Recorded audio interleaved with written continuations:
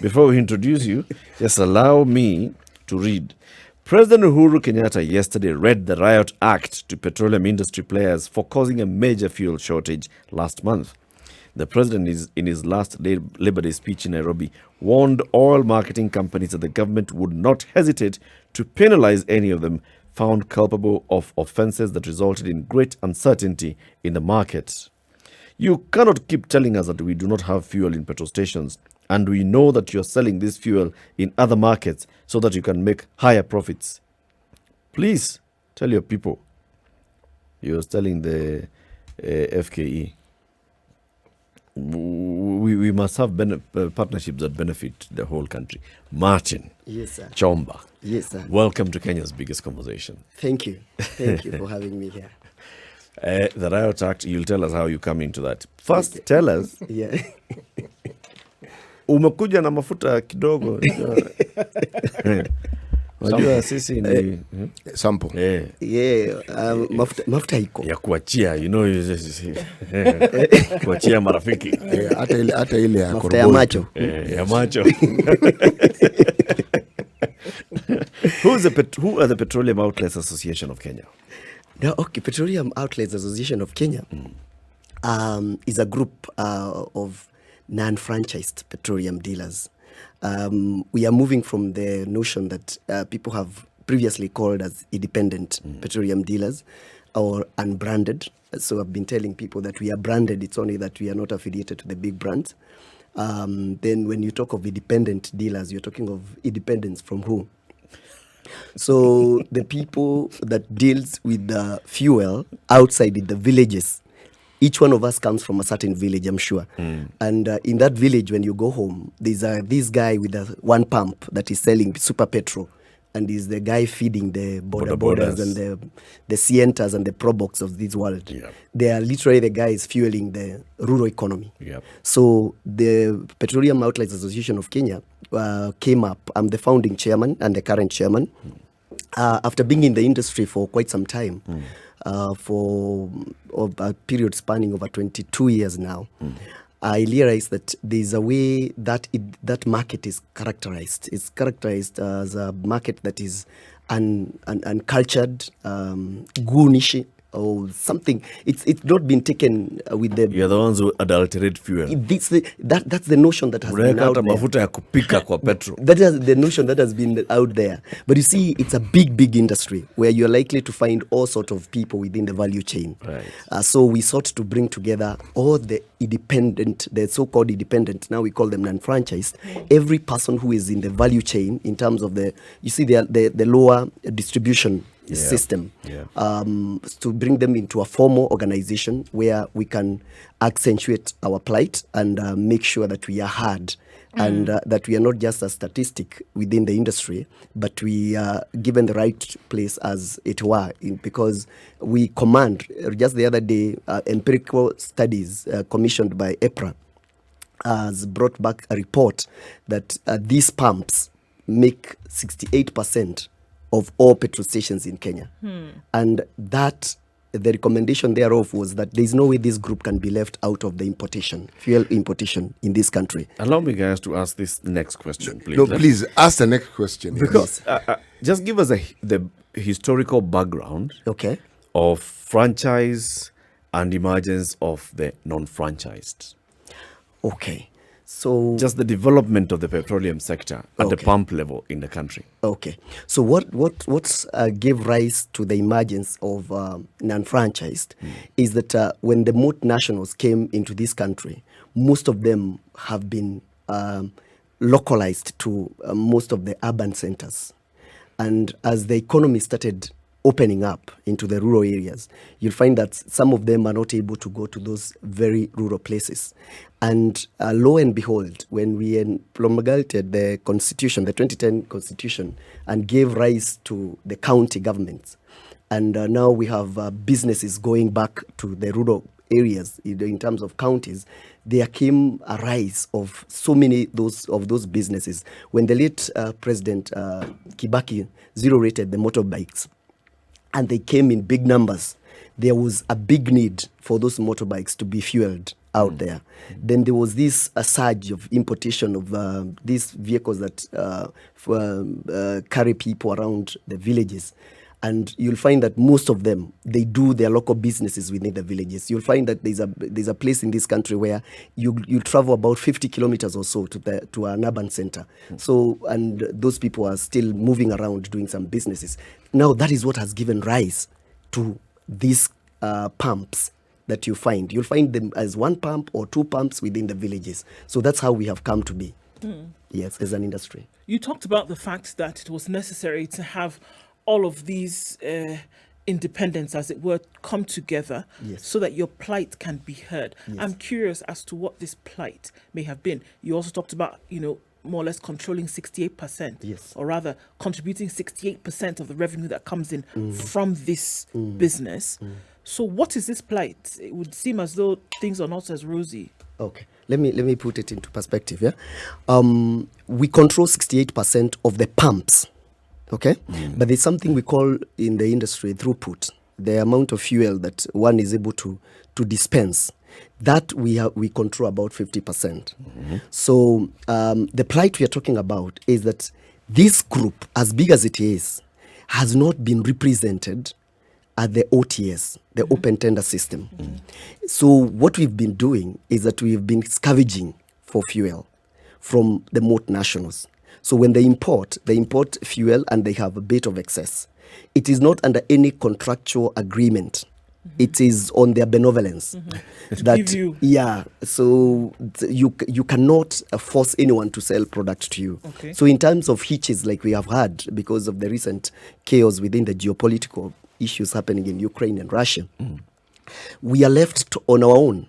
And this is what has now given rise to the kind of commotion you're seeing and the fear within the market. Because as long as the 68% pumps are not dispensing, you expect to have a lot of commotion within the urban centers. Okay, so do I hear you to say that if you were then allowed to participate at the OTS, that we would not have had this problem that we're seeing today? Correct. Are you able to participate? This thing is a very capital-intensive kind of a venture. And we just formed 2 years ago. So we are forming ourselves structures to enable us or requisite to leverage on importation kind of criteria. So what has happened recently is that we have formed ourselves into a SACCO. We have a tripartite organization now where we have a lobby group and we have a trading company and then we have a SACCO.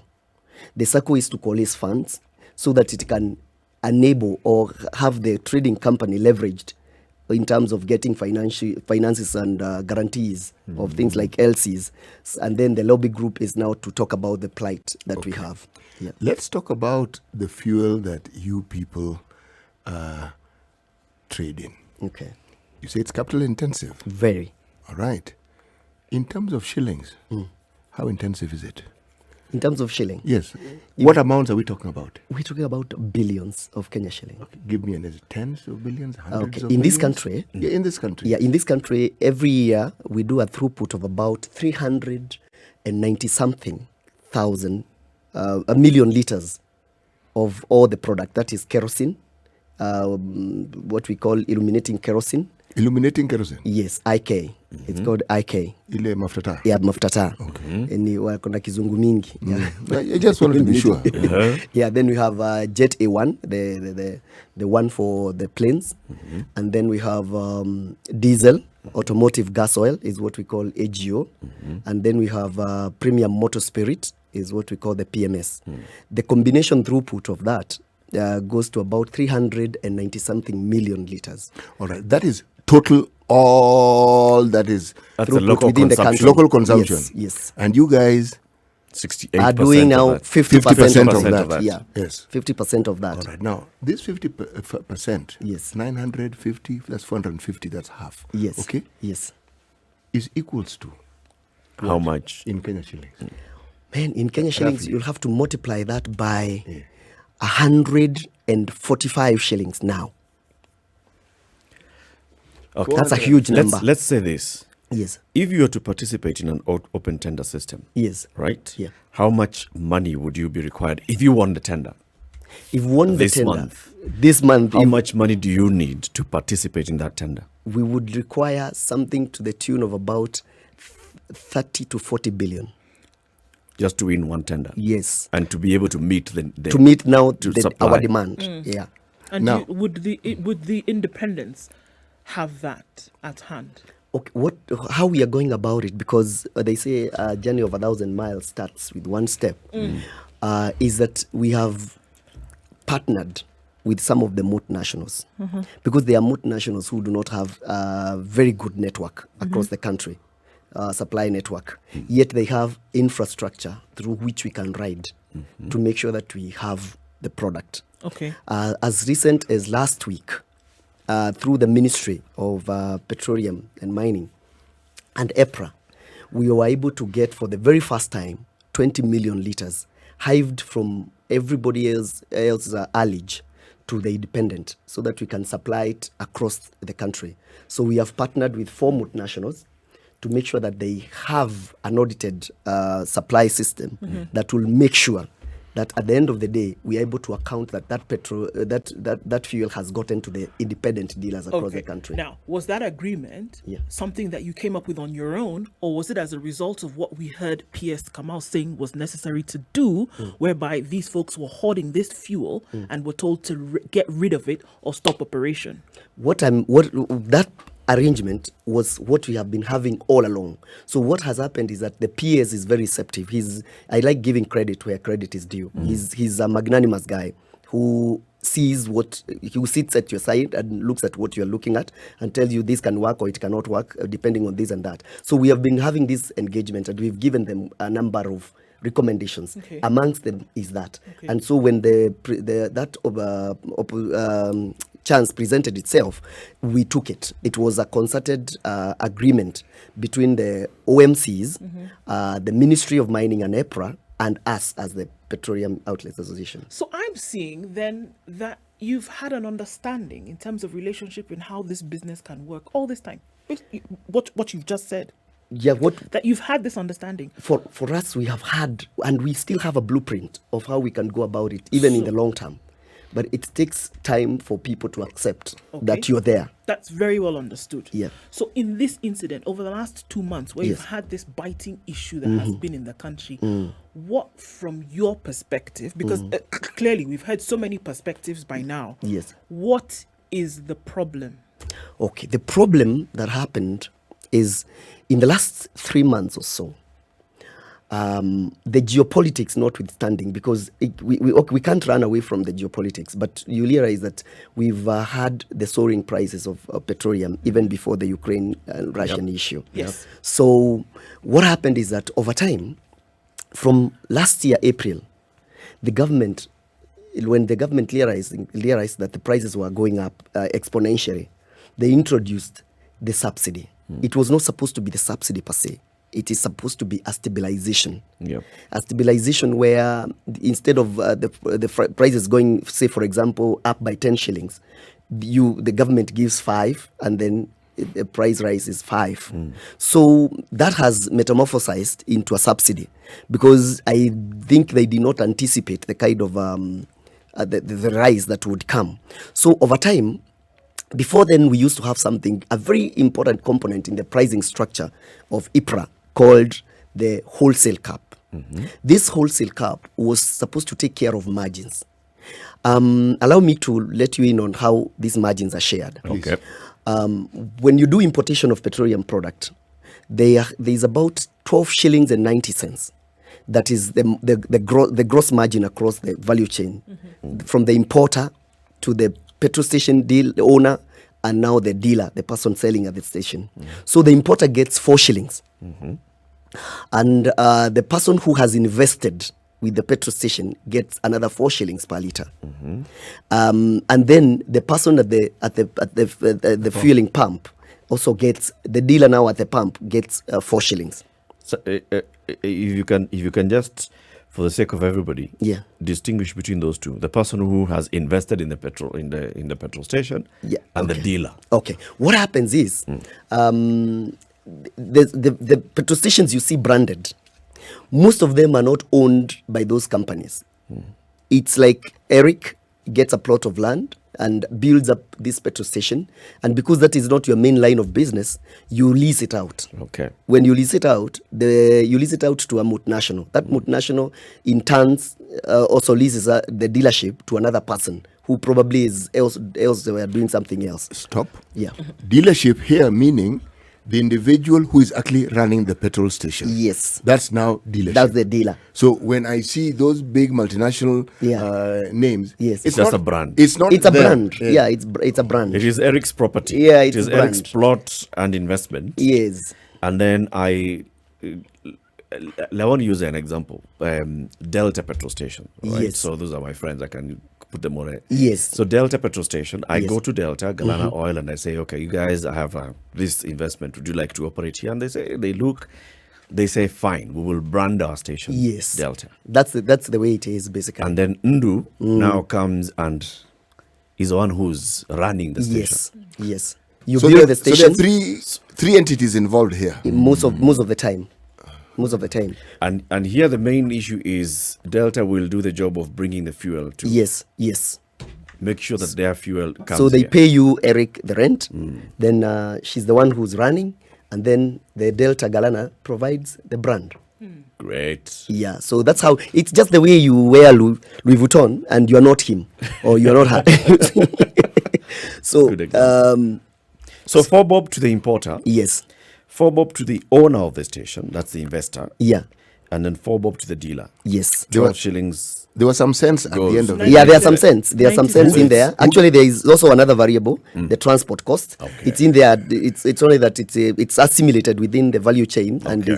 it's taken care of within that value. Okay. So I was driving this point. EPRA used to give us a maximum wholesale price, so that you protect the margin of the dealer and the investor from the importer.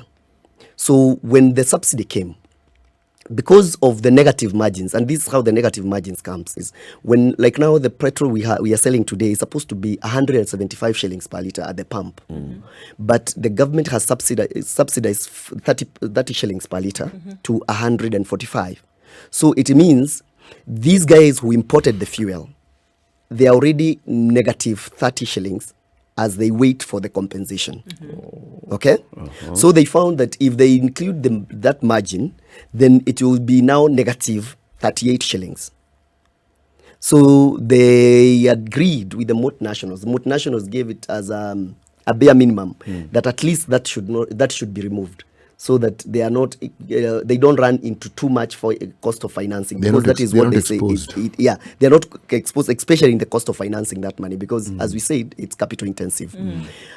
But in as much as we understand their plight and know that they are running into a serious financial crisis because of that, then we also have to agree that if you let that thing out, then you kill the independent. Because what happened is, in the last 3 months, because of this, most of the multinationals started selling product to us at the pump price. And when they sell to you at the pump price, you're supposed to transport that product, take it to your They've killed your station. profit margin. Yeah. There's actually no profit margin. Actually, you run into negative, because the Totally. minute you load, minute you load from the depot, that transport cost is negative. Yep. How you run the station is negative, and now everything about you is negative. So what happened? What are your costs?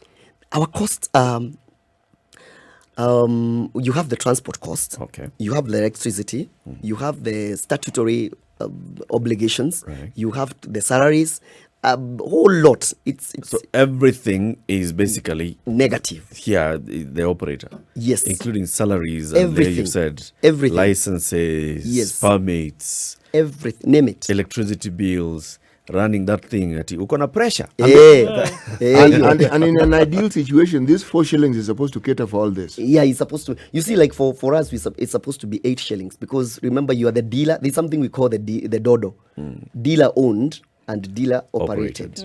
Yeah, so if you're the one who have done, most of the independent dealers, the non-franchise, are the same owners of the petrol station and the same ones running it. So they're able to take in, with the 8 shillings, they're able to take in the cost. They take the other 4, and Yeah. they take their 4. Yes. So it becomes 8. Yes. Good So arithmetic. we're looking at a situation here where that 38 shillings or 30 shillings in this case has not been paid. And that is why we have had this crunch. But yeah, before most of the multinationals, a few weeks ago, were talking about non-payment, delay of that money that they're supposed to be paid so that they can go for another load out Right, there. right. So we understood them. But a few weeks ago, I think they were paid. They should be remaining, I think, 1 month. And ever since the OTS started, the subsidy started, they have operated with 1 month kind of delay of payment. So for us, probably to streamline this, amongst the things that we recommend is that if the government can have a way of anticipating all their sales, okay, there are a lot of arithmetics in terms of how the product comes into the country, cost build up and all that, and verification, because the payment is not done like in one office in a day. There's a lot of verification from who did you sell to, then to the treasury, to the petroleum mining, and verification from EPRA. So it takes quite some time. But what we have been trying to tell the people out there is that all efforts must be made, because you remember, I just told you that they stopped selling to us because they were selling at pump price. And then they got to a place whereby they went beyond the pump price. Because there's a time in this country, a few months ago, product went beyond 150 shillings per litre. So you could not operate. Why? Because at the pump side, you are capped by EPRA, what they have published as the maximum retail price. So even if you buy this product, you cannot go there and You can't adjust the price. adjust your price. And even if you are allowed to adjust the price, the public will judge you very harshly. We'll take you to When there was EPRA. let me give you an example. When this was happening, there are few people who decided, because people are really suffering out there, let us just buy this product, as expensive as it is. We go try to sell to the people out there, so that you'd rather have an expensive product than none. But lo and behold, when things cools and subsides, now the ball turns. They are told, you guys were exploiting us. Yeah. So the public will tell you, you are exploiting us. The public now no longer sees that you're trying to provide that service to them. They'll see you took advantage. Yeah. But in real sense, they don't understand that you didn't take advantage. Actually, you bought it at very expensive prices. So there's a need, a very serious need in this country. And I thank God because of late, we have had a few meetings with the ministry and EPRA, and they appear to be very keen on listening to what we are trying to advise them, to have this market well taken care of, requisite steps taken into place to make sure that independent markets do not have issues with pricing. Because for us, we don't take our products for export. If I'm a local person, the only place I can take my product is in the local market. There are accusations across the country where multinationals have had to sometimes take the bulk of, some of them, not all of them, to take the bulk of their imports for export. And that has also given pressure. But the other component is the fuel in Kenya is cheaper than it is out there. So you realize all the trucks that come to Mombasa to take things and take them to Uganda or Rwanda, most of them are fueling in Kenya. So if one truck takes 1,000 liters return ticket, and we are doing about 2,000 trucks a day, you can imagine how many millions of liters that those are. So that's another issue that is bringing a lot of pressure, and especially in the Western Kenya, because they want to fuel just before they cross the border. So that also adds into it. Yes. Let's take a break and then continue this conversation. We want to ask you several questions on what needs to happen. There are those who have said, maybe what we need to do is remove this whole regulation. Remove the fuel cap, the margins, Let the market forces. Let the market forces. If they want to eat us alive, Yeah. let them eat us alive. 300. It's fine. Is that a way to go? It's 8:30. We are live on KTN Home, on SpiceFM, on YouTube and Facebook. Martin Chomba is a Petroleum Outlets Association of Kenya chairman, and we are talking to him about stabilization of the fuel market in this country. What needs to happen? What measures are the government taking, and what is the association championing and pushing for. The Petroleum Outlets Association of Kenya represents those non-franchised dealers. They have 68% of the pumps across the country. They move 50% of the volume of petroleum products in the country. That's a huge market. Talking about this soon after you come back. This is the Situation Room, Nairobi. Nduoko, CT Muga, and our guest, Martin Chomba, the national chairman of the Petroleum Outlets Association of Kenya, telling us about this part of the oil industry in the country that contributes to 50% of the volume moved domestically and 68% of all the pumps and outlets in the country. But you're treated as the small boys because they are big boys. And the big boys have, leeway and say on very many things. For example, the big boys are the ones who are able to participate in the open tender system. They're able to buy. They're able to get the product into the country. When the product gets into the country, we were told by the Director General of IPRA the other day that there is allocation, even in storage, according to a market share. So you people with 50% market share, you are not factored into this whole allocation of who gets what, how much storage do you get. You don't. You only get to buy from the big boys, so to speak. Yes. So 50% of the volume comes from the big boys who control just about 32% of the pumps. Yes. And they sell to you Yes. to go and take the 68% of the pumps. Correct. Isn't it interesting, Eric, that what we are referring to the non-franchised is actually not true. They're not non-franchised. They are franchised. Yet, they have muscle which they don't use. That's true. Why? Because they say if a chicken keeps the company, if an eagle keeps the company of chicken, it will forever live thinking that it cannot fly.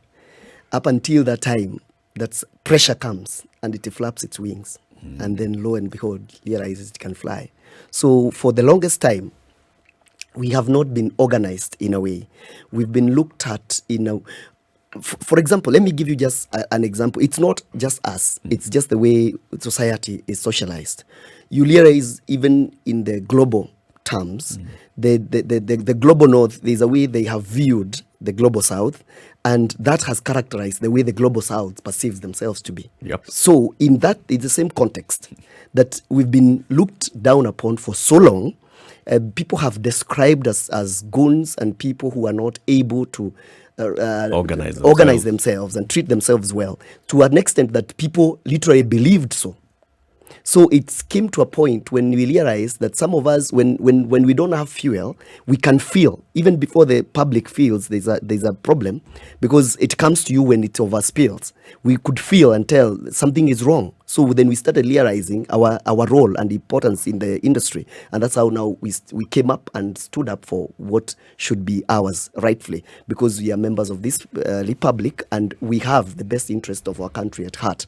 Everybody else will come and go. We shall remain Kenyans. So what we are doing currently is to try bit by bit to edge ourselves and get ourselves into that space, such that when the decisions of this industry are made, we are considered. And we are not just considered as the others. We are considered as the part and parcel of the main table. Because at the dinner table, you are either the meal or the guy eating. Or the guy eating the meal. So in this case, because it is clear here that in this game, Yes. big boys or not, that it is the hard cash then that really calls who sits at the table. Yeah. Right? Money answereth all things. Absolutely. So here you are and you want to be a member of this OTS and you want to be there saying, we're going to demand then to have a place at the table. You've got to have the cash that comes along with the demand. And you're also saying at the same time that whether or not you're controlling 50%, it is clear that in terms of provision of this hard cash, you don't have it at the time then to be able to call how things will run. And which is one of the bones of contention that you have. Yes. How then could you possibly make it work if you don't have the money to then call the tune? Now this is where it gets interesting. You see, petroleum is the bedrock, is the spine of the economy. So when we're talking about the economy, we're talking about national security interests. Okay? So it is not just our concern. It is in the interest of the government to facilitate sufficient facilitation of the independent market to be endowed with resources and ability, including affirmative action, towards getting this product to the rural areas. Because it's only then that the government can sit back and say, we are safe. So it is not just us. So what is happening is we've been in talks with the ministry and EPRA, and they have outlined and they have shown the willingness to give us some concessions in terms of affirmative action to help us get to that place of having our product on in our pumps in a clear and consistent way. So basically, that's what we are pursuing. We have a situation here, yes, where the big boys have actually had you selling their products for them. Okay. See, that's what we give to you. Yes. Now you want to get your own product to sell. Yes. Does this not interfere with the arrangement you have with the big boys? Now, it may be uncomfortable a bit, but there are other factors that makes the big boys sell to us. Remember, they are under no obligation to sell to us. No, they're not under any obligation. Yeah, so the reason why they sell to us is a number of things. Our market is a cash price market. Okay, it is not the contract that you have with most companies that they'll pay you after 45 days, after 90 days. We buy on the spot market. So it is cash. We deliver to them what they need in terms of a cash flow. So it is very, very important, and it is also in their interest. Instead of going to borrow money from the bank, say for instance, I'll tell you what happens at their depots. Today they wake up in the morning, they have a product that they have just been discharged at Mombasa terminal. And they need to clear duty. So to clear duty, you need a couple of millions. And the only arrangement you can have is either sell to me, I give you that cash, or go to the bank and get some credit. Yeah. So when you sell to me what you have, you don't incur the cost of financing as opposed to going to the bank. So they come to us for quick fix in terms of money. And cheaper. So you're their source of operating liquidity. Capital. Yes, liquidity. That cash flow. Nice. You always find, even when we are in the thick of things, there are those moments towards end month, maybe when they want to pay salaries or that, or they need to pay duty, or they need to pay something. They always say, hey guys, I have Kidogo product here at this price. So in like 2 hours, the product is done and they have their cash and they say, mafuta imeisha. But is it sustainable? It is not sustainable. Okay. It is in the long run, it's not sustainable. And that's why I'm saying we'll have to squeeze ourselves in and everybody fits to where they're supposed to be. Because we can also not have this relationship whereby they have this predatory behavior and we are scavengers in the market. That is also not sustainable because literally what we do is to scavenge for what is left. But Bwana Chomba, it has taken this situation that we had not too long ago for even this discussion that we're having with you to be had. What that tells me is that members of your association have been comfortable with the arrangements that you had. Let me say this with all humility. Our industry is comprised of people who have differentiated levels of understanding and capabilities. Unlike the multinationals, where you fetch for the top brains, what our people, most of them are the guys in the villages who are looking to eke a living. They are doing this to earn a shilling, to eat, or to take their kids to school. Their levels of education and exposure notwithstanding, they find themselves in this business. So most of them have not been cultured or socialized to the importance of coming together or looking for your space. You remember there's something they'll teach out there about power distance. There are people who are very good at low power distance and others are high power distance. So you'll find that most of those guys that we deal with have been very comfortable being very far from the decisions that be. And they have been socialized like that unless the government sit down and decide about you, you have no power. You have no power. But we are coming to tell them, look, I was one of them. Luckily, by the grace of God, I didn't go very far in school, up to high school. Then later on, I've taken myself to school, graduated the other day and did my master's and graduated last year. So I have come to realize that there are things that if you don't blow your own trumpet, others will not even realize that you have one, leave alone blowing it for you. Okay? So we are now in that space. We are saying, hey guys, we are here. Okay? And we are the guys who are holding you. So if you let us go, then you are gone. And that is what is happening. That is what now has been the reason why these guys have been very quiet. What is this thing that you're going to tell your members that will be an incentive and that will get them to understand that this new position that you're advocating for will be better than what they already have? You see, once bitten, twice shy. These guys have gone for months without product when we were having issues. A lot of them right now are very receptive to the idea of steady and consistent supply, because we are telling them we have to have you with us so that you can be the downstream, so that whatever product we bring in, because we don't have other outlets, you are assured that what comes in, the number of shares you have within our circle guarantees the number of liters that comes in for you. You see the way other circles do, the ones who buy themselves, piki and whatever, or you get a loan, depending on the numbers of your shares. Our arrangement is that in our circle right now, which we are launching within the month of June, is that those numbers guarantees you the number of shares you have. If you are a trader in some place in Kaldonzweni and you have 10 shares, what is equivalent to 10 shares in terms of fuel that we bring in is what will always be your throughput. So they are coming to own the business literally, and this is an incentive enough for them so that they don't have to live on scavenging. We may not in the immediate cover all our throughput, but at least we have a certain percentage that will guarantee our people that they have product enough in their pumps. Why I asked the question is because what you're saying makes sense. Okay. It makes a lot of sense. Thank you. But there is a downside to it. Okay. You have a crisis that you've been dealing with, and that in itself is incentive enough for people to start thinking. Then there's a phase where they will become comfortable again. It's true. You've been around long enough. I see you. You know how that happens. Yes, that happens quite a lot. And when they become comfortable, you will have problems that you don't currently have. Yeah. And now they'll be at your doorstep, and you can't transfer the problem to some other entity and say, it's these guys, because the guys will now be you. Yes. So what we've done in our group, it's not just you don't just join the group. We vet you, and our group is that it is a paid group.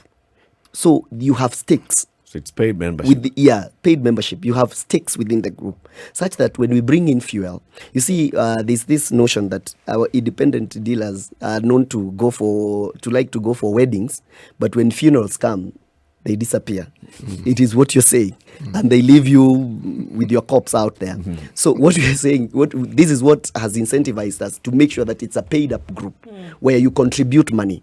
So if you are going to forfeit the product because now it's expensive and somebody else has brought something cheaper, then you'll be forfeiting your own rights. Your own rights within the organization. And there's a trend. There's a way you observe trends in the market. And I can tell you where we are headed right now. And it will not be long from now. Is that you see those single pumps.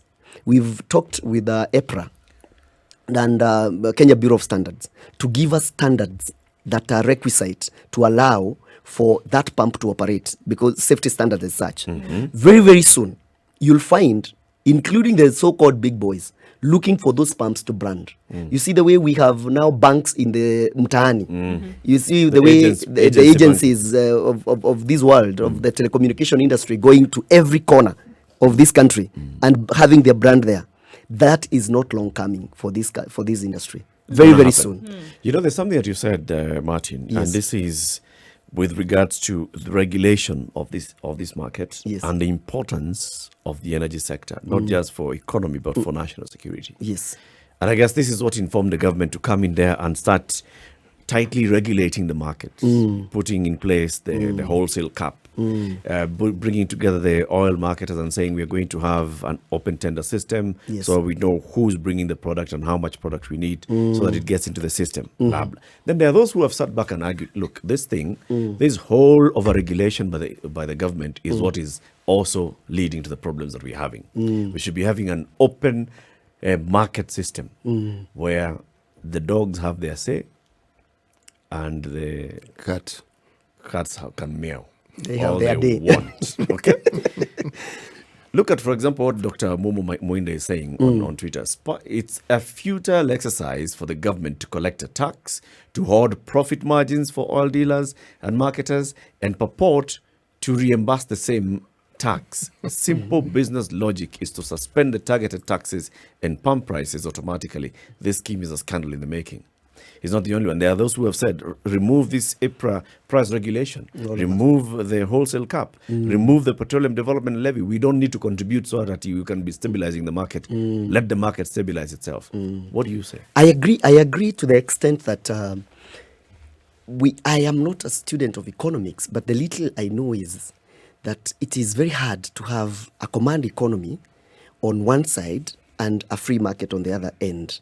The nexus thereof has a lot of disjoints. In this, that we have a command economy in terms of the government makes sure that you source this product at this price and you sell it at this price. But at the pump, we are supposed to be a free economy. Supposed to be competing. Yeah, you're supposed to be competing. So the forces of demand and supply. You're introducing contradicting systems. Yes. Yeah, and those systems cannot work in any market economy. So to the extent that we for there to be competition, I would advocate, and this has been our advocacy as a group, that we understand from the national security issue that the states need to know that how much fuel is in this country at every given time. But to mitigate that, because if people were left to bring the product at will, maybe nobody would be obligated to bring this to have product for the state. We have National Oil Corporation that has, in one way or the other, in the past, mismanaged. Because our argument as an organization has been, if you want to regulate the prices at the pump, don't tell people how much to sell. Enable the national marketer, which is National Oil, to bring in as much product as possible in the country and have them regulate the price. Because if they have a cheaper price in the market, then other guys will try to compete with them and lower their prices as well. That was what their purpose role. They were intended to be. The very thing you're saying is what they were supposed to do. Yes. To stabilize the market. Yes. So to that is what have been our advocacy. Because the pricing regime hinders growth in terms of it doesn't matter how much you give yourself into the market, your margins are predetermined. Okay?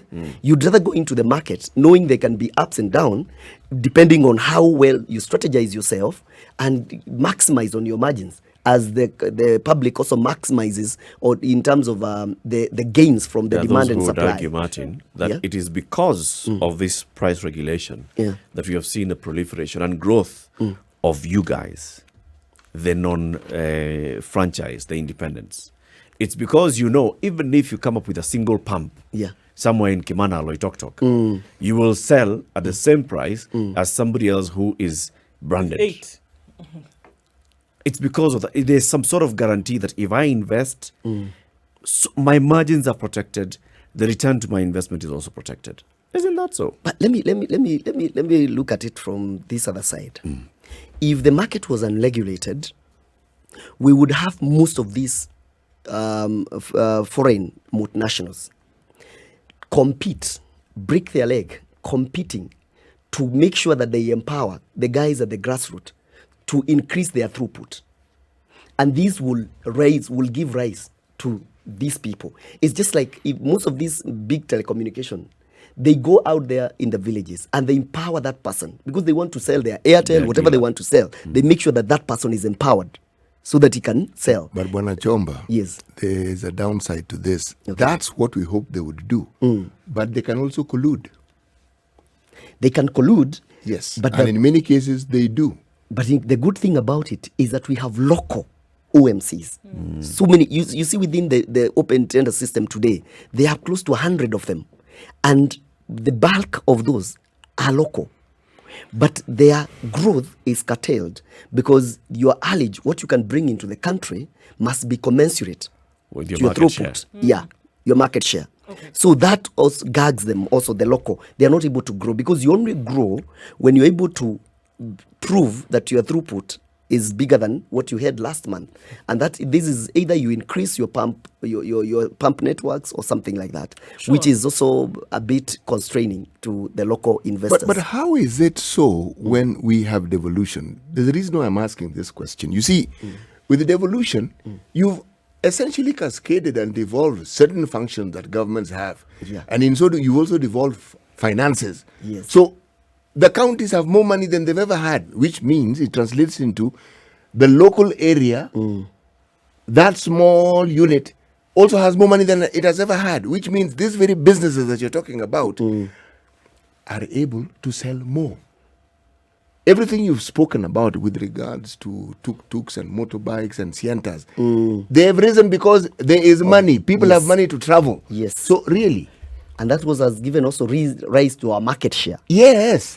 And now the thing is, this market share we have where to sell. Yes, you but do. where to source is what is the product, is the problem. Now, you've gone to the heart of the matter. When people look for money, usually, one of the things you put into your proposal is explain how it is you think you are able to raise this money. That already exists. It is clear. Yes. It's not something you need to conjure up, okay? I like what you're saying with the progress that you're making.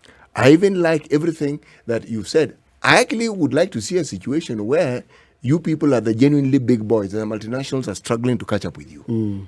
There's no reason why it can't happen. Agreed. Just really quickly, one group of people that we've not talked about is clearly those who are mopping, who are buying the fuel on a daily. Kenyans. The joke was passed the other day. Even if you make it 250, let's know what it is, but let it be readily available. So here we are, and the question is: so what happens today? What happens tomorrow? Every now and then it pops up that there's a scarcity. What is the situation on the ground right now, and what can Kenyans be assured of? The situation on the ground is that now this product, we had a series of meetings last week but one with the ministry and the multinationals and now the petroleum dealers. The situation, the geopolitical situation in Russia has really exacerbated the issue we have, because the prices, as I think as early as today, as late as today, the price per barrel was about 107. And we about 3 months ago, we were selling product in Kenya that was being procured at $80-something dollars per barrel, sometimes to as low as 75. So we are expecting that the prices are not coming down very, very soon.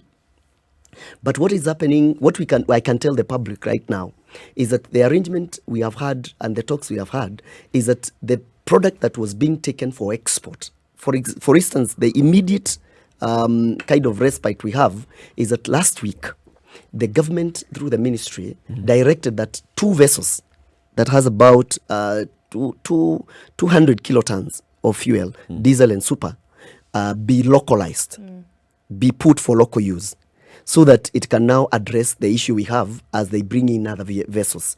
That it is a special way. It is not the way it is usually done at the OTS, because when a vessel comes into the country, there's supposed to be 60-40% ratio export to local ratio.